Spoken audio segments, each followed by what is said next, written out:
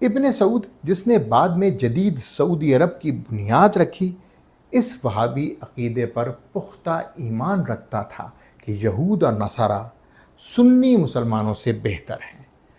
اس بات کی تصدیق معروف برطانوی افسر اور مصنف ہیری سینٹ جان برجر فلبی نے بھی کی۔ اس نے لکھا ہے کہ ابن سعود نے خود اس سے کہا کہ غیر وہابی مسلمان یہودیوں اور عیسائیوں سے کمتر ہیں۔ ابن سعود کی سنی مسلمانوں سے نفرت نے کئی قتل عام کروائے، جنہیں مورخین نے بھی قلم بند کیا ہے۔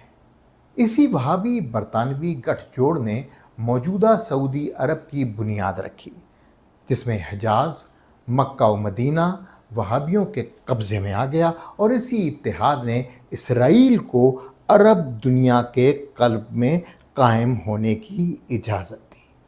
آج فلسطین کی جو افسوسناک صورتحال ہو یا اسرائیل کی بے باکی، در حقیقت اسی صدیوں پرانے وہابی برطانوی منصوبے کا شاخسانہ ہے۔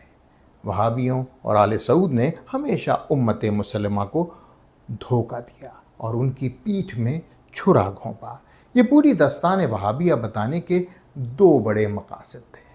نمبر 1، موجودہ انٹرنیشنل اسٹیبلشمنٹ کے سیاسی مقاصد آل سعود کے ساتھ ان کا کھلا اتحاد مسئلہ فلسطین پر ایک کاری ضرب کے علاوہ اور کچھ بھی نہیں۔